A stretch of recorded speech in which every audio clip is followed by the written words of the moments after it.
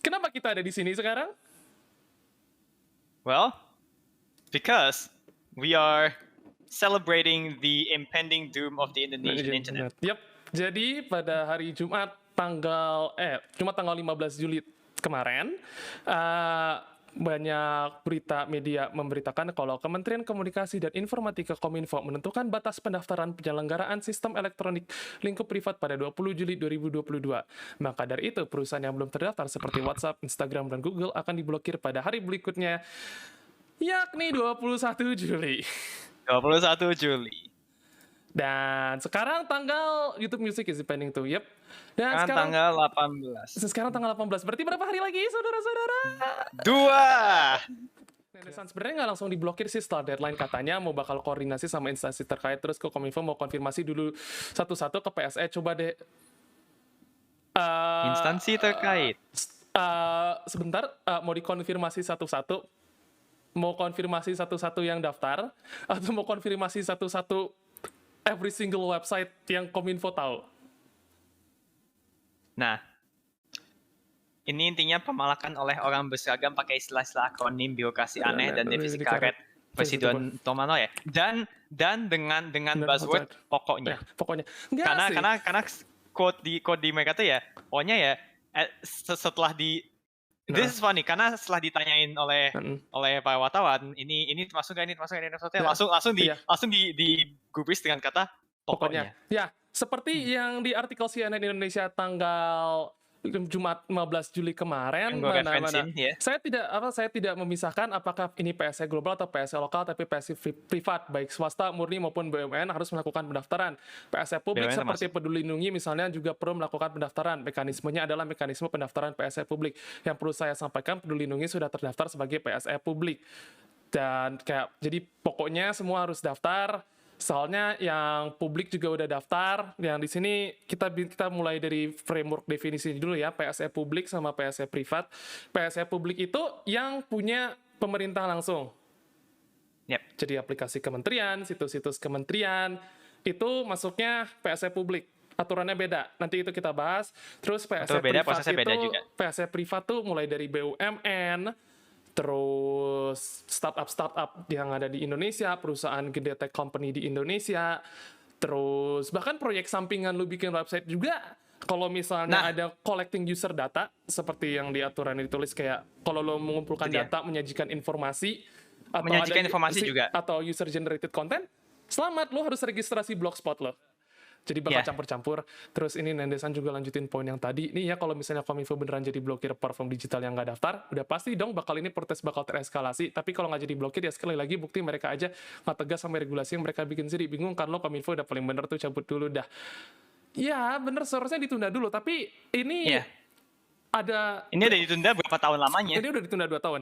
Terus kedua, ini sebenarnya dari zamannya Kominfo yang ribut internet cepat buat apa juga, sebenarnya Kominfo dan ada yang ingat nggak yang soal e-sport itu PBSI? Oh iya, aduh itu kacau sih. Gue udah narik benang merahnya gitu. Ada satu kesamaan cara pikirnya gitu, cara pikir yang pemangku kuasa yang juga kebetulan mengambil kebijakan juga gitu.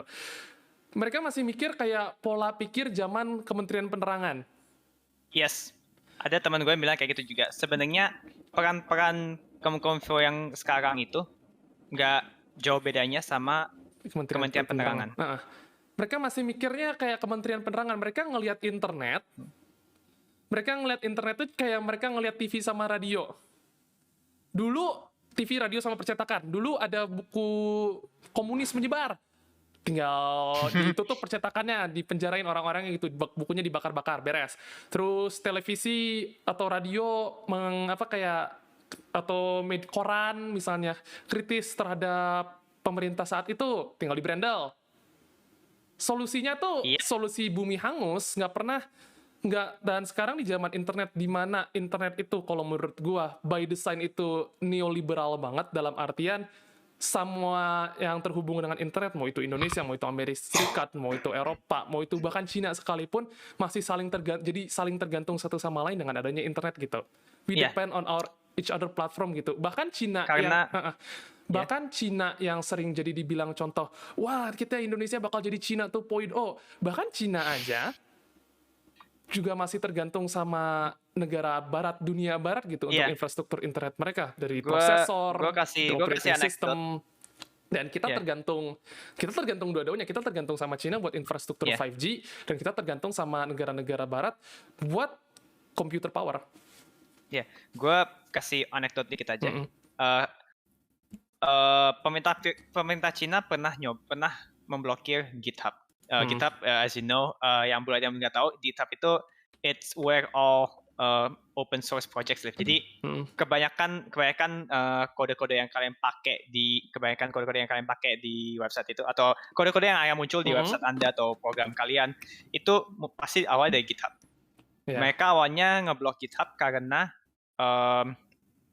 karena ada yang upload biasa dokumen anti pemerintah itu. Terus mereka ngeblokir, dan akhirnya dimarahin besar-besaran sama petinggi tech di Cina. Karena GitHub mati. Kalau GitHub mati, ya gimana caranya kita bisa bersaing dengan di luar. Ya masa kita nggak bisa build from the two battle tested solutions untuk make something better. Hanya ya mau nggak mau mereka nge-reverse blokirnya. Jadi what I meant to say is the power of the internet, kekuatan dari internet itu adalah internet itu terdesentralisasi. It is in a sense a series of tubes.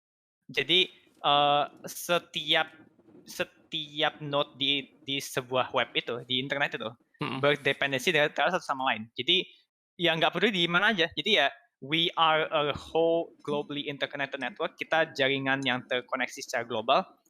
Dan kalau salah satu dari ranting itu putus, bisa collapse. Jadi for the non-techies out there, GitHub itu basically tempat submit PR-nya developer. Bener kan, gue nggak salah kan, kayak tempat ngumpulin PR kan, dan semua developer di seluruh dunia kebanyakan pakai GitHub, GitLab. Jadi kayak mau nggak mau lu mau submit hasil kerjaan lu di situ, terus nanti dieditnya di situ gitu. Basically kayak kita pakai Google Docs lah. Dan Cina yang gue harus akuin kalau pemerintah otoriter mereka cukup pintar buat cut off internet pas awal-awal internet bangkit, karena tahu itu mengancam posisi status quo. Terutama di sektor tech kayak Steam, kayak GitHub, GitLab gitu, mereka lupa buat sensor.